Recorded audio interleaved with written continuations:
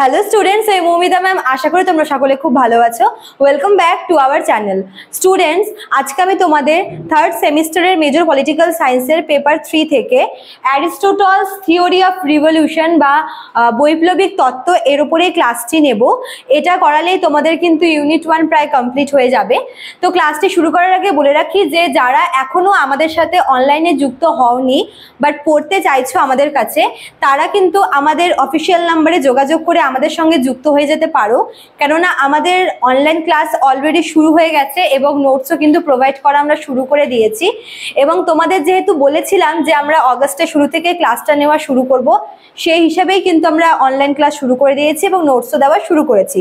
কাজেই যারা তোমরা এখনো অ্যাডমিশন নাওনি বাট অ্যাডমিশন নিতে চাইছো, তারা আমাদের অফিসিয়াল নাম্বারে যোগাযোগ করতে পারো। ঠিক আছে, আমাদের অফিসিয়াল নাম্বার দেখো দেওয়া আছে এখানে কর্নারে দুটো।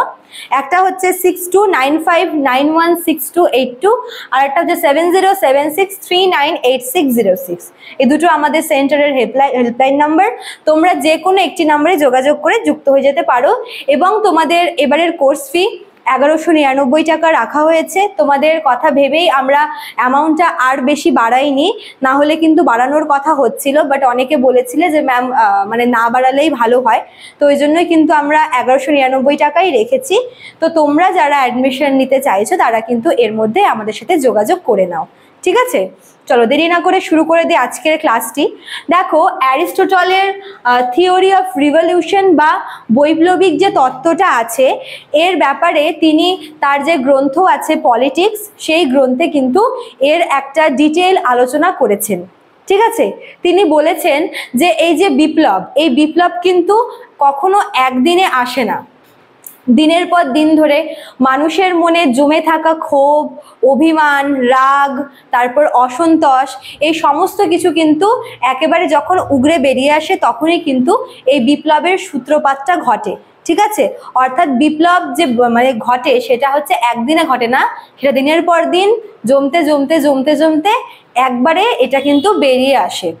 তো অ্যারিস্টটল মনে করেছেন এই যে বিপ্লব, এই বিপ্লবের মূল কারণ দুটো রয়েছে। ঠিক আছে, একটা হচ্ছে অসন্তোষ বা যেটাকে বলা হয় ডিস্যাটিসফ্যাকশন।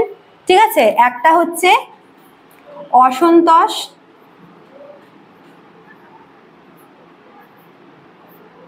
আর একটা হচ্ছে অসমতা। ঠিক আছে, অসন্তোষ আর একটা হচ্ছে অসমতা। অসন্তোষ কখন হয়?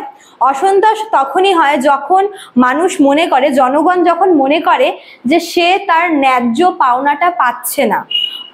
অর্থাৎ যখন জনগণের মনে এটা চলে আসে যে তাকে তার প্রাপ্য অধিকার থেকে বঞ্চিত করা হচ্ছে, সে তার ন্যায্য পাওনাটুকু পাচ্ছে না, তার উপর অবিচার হচ্ছে, যখন এই উপলব্ধি জনগণের মধ্যে ঢোকে তখন কিন্তু তাদের মনে তীব্র অসন্তোষ সৃষ্টি হয়। ঠিক আছে, এবং এই তীব্র অসন্তোষই কিন্তু একদিন বিপ্লবের জন্মটা দেয়। ঠিক আছে, মানুষের মনে বৈপ্লবিক পরিবর্তন নিয়ে আসে। কাজেই এই বিপ্লব ঘটার পেছনে অসন্তোষের কিন্তু একটি বিপুল হাত রয়েছে। এই অসন্তোষের জন্যই কিন্তু মানুষ তার ন্যায্য পাওনাটা বুঝতে চায়, কেননা তার মনে হয় যে তাকে তার ন্যায্য অধিকার থেকে বঞ্চিত করা হচ্ছে এবং তার মনে কিন্তু ধীরে ধীরে একটা বেশ বড় অসন্তোষের পাহাড় সৃষ্টি হয়। ঠিক আছে, নেক্সট যেটা কারণ সেটা হচ্ছে অসমতা। দেখো, এই যে আমরা মানুষেরা সামাজিক দিক থেকে, অর্থনৈতিক দিক থেকে, সব দিক থেকে কিন্তু মানে বিভিন্ন ক্ষেত্রে আমরা এই যে আনইকুয়ালিটি বা অসমতা, এটা কিন্তু রয়েছে। ঠিক আছে, কিভাবে? মনে করো যে সমাজের এক শ্রেণীর মানুষ ক্ষমতাশালী হয়ে উঠছে, ধনী হয়ে উঠছে, অপরদিকে অন্য শ্রেণীর মানুষ কিন্তু দরিদ্রতা আরো বেশি, তারা দরিদ্র হয়ে পড়েছে এবং তারা সমস্ত কিছু থেকে কিন্তু বঞ্চিত হচ্ছে। এইভাবে যখন সমাজে এরকম ডিসক্রিমিনেশন চলে আসে, যখন এক শ্রেণীর মানুষ ক্ষমতাশালী হয়ে ওঠে এবং অন্য শ্রেণীর মানুষ যখন ক্ষমতাহীন হয়ে পড়ে, তখনই কিন্তু এই অসমতা দেখা যায়। ঠিক আছে, আর এর প্রভাব কিন্তু জনগণের জীবনে খুব মানে তীব্রভাবে পড়ে। যখনই এই আনইকুয়ালিটিটা জনগণের মধ্যে যখন দেখা যায়, সমাজে যখন এই অসমতা দেখা যায়, তখনই কিন্তু জনগণের মনে বিপ্লবের সৃষ্টি হয়। তারা মনে করে যে আমরা সবাই যেহেতু আমরা নাগরিক, কাজেই প্রত্যেকেরই সব কিছুতে সমান অধিকার আছে। ঠিক আছে, সে আইনের দিক থেকে হোক, সে মানে তার ধর্মের দিক থেকে হোক, বা তার যে কোনো ক্ষেত্রেই হোক না কেন। ঠিক আছে, আমরা এমন দেখি, যদি মনে করো যে আমি একটা এক্সাম্পল দিচ্ছি, যে এই যে আইনের দিক থেকে, ঠিক আছে, মনে করো যে আমরা আমাদের কনস্টিটিউশনে দেখি যে আইনের চোখে সবাই সমান, বাট এটা কিন্তু বর্তমান সমাজে এই জিনিসটা খাটে না। আমরা দেখি যে যার পাওয়ার আছে, যার পজিশন আছে, তার ক্ষেত্রে আইনটা একরকম, আর যার ক্ষমতা নেই, যে আর কি গরিব, তার ক্ষেত্রে অন্যরকম। তো এই জিনিসটা কেন হবে? এই যে আইন শৃঙ্খলা, এটা সবার ক্ষেত্রেই সমান হওয়াটা দরকার। তো যখন মানুষ এই অধিকারটা পাচ্ছে না, যখন প্রত্যেকে যখন এই সমানভাবে মানে সমানভাবে যখন সবকিছুটা পাচ্ছে না, তারা বঞ্চিত হচ্ছে, তখনই কিন্তু এই বিপ্লবের সূত্রপাতটা ঘটে। ঠিক আছে, তো এই যে বিপ্লব মানে অ্যারিস্টটল এই দুটা মেন কারণকে কিন্তু বিপ্লবের আর কি মানে সূত্রপাতের কারণ বলে মনে করে। যে মানুষের মনে অসন্তোষ সৃষ্টি হলে, তারা যদি কোনোভাবে এটা মনে করে যে তাদের প্রতি অবিচার করা হচ্ছে, তবে তাদের মধ্যে বিপ্লবের একটা সৃষ্টি হয় তাদের ভিতরে। এবং যখন তারা এটা মনে করে যে তারা সামাজিক ক্ষেত্রে, অর্থনৈতিক ক্ষেত্রে, সমস্ত ক্ষেত্রে তারা পিছিয়ে পড়ে আছে, মানে এক শ্রেণীর মানুষ সব কিছুই পাচ্ছে এবং অন্য শ্রেণীর মানুষ কিছুই পাচ্ছে না, এবং এর ফলে কি দিনের পর দিন মানুষের মনে একটা ক্ষোভের সৃষ্টি হয়, একটা অভিমানের সৃষ্টি হয়, একটা রাগের সৃষ্টি হয়, এবং তার বহিঃপ্রকাশে কিন্তু বিপ্লব। ঠিক আছে, তো এই দুটো হচ্ছে মেন কারণ। এবার দেখো, এই যে বিপ্লবটা আছে, এটাকে আটকানোর জন্য, এটাকে প্রিভেনশনের জন্য অ্যারিস্টটল কি কি উপায় বলেছেন। ফার্স্ট, তিনি বলেছেন যে সরকারকে এবং সমাজকে প্রত্যেকটা মানুষকে সমানভাবে ট্রিট করতে হবে, সেটা ধর্মীয়ভাবে হোক, অর্থনৈতিকভাবে হোক, সামাজিকভাবে হোক, যে কোনো ক্ষেত্রে তাদেরকে প্রত্যেকটা জনগণকে সমানভাবে দেখতে হবে এবং প্রত্যেককে সমান অধিকার দিতে হবে। তাদের ন্যায্য পাওনা, তাদের প্রতি, সবার প্রতি আর কি যেটা প্রত্যেকের প্রাপ্য, সেটা প্রত্যেককে বুঝিয়ে দিতে হবে।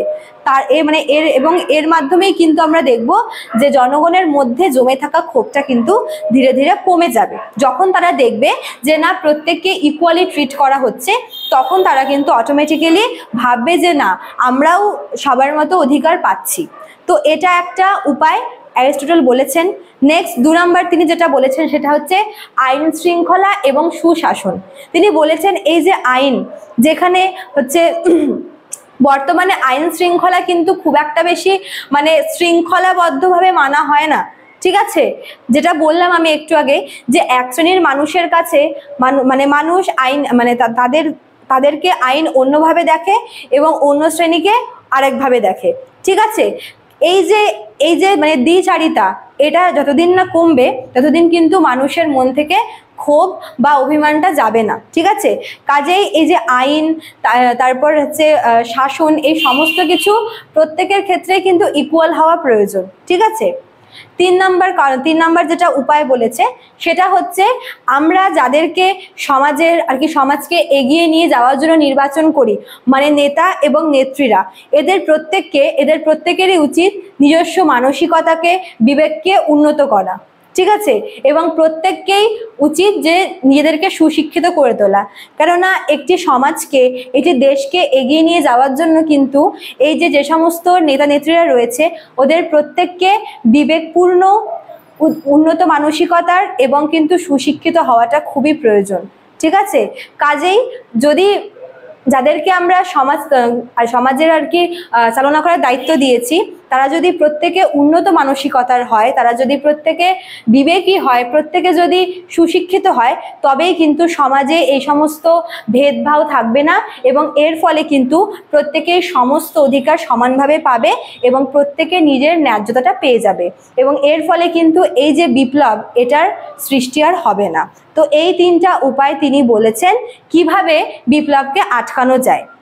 যদি এখন আমরা সর্বোপরি জিনিসটাকে দেখি, তাহলে আমরা বলতে পারি যে অ্যারিস্টটল এই যে বিপ্লববাদের যে উৎপত্তির যে কারণটা, সেই কারণ দুটিকে যে একদম পার্মানেন্ট কারণ হিসেবে দেখিয়েছে এমন না।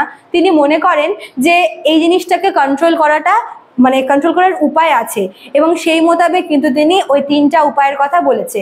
এবং সে সঙ্গে তিনি এটাও বলেছে যে মানুষকে অবশ্যই নিজের অধিকারটা বুঝে নিতে হবে এবং তাদেরকে কোনটা ভালো কোনটা মন্দ সেটা বোঝার পার্থক্য, মানে সেটা আর কি, সেটার পার্থক্যটা বোঝার ক্ষমতা থাকতে হবে।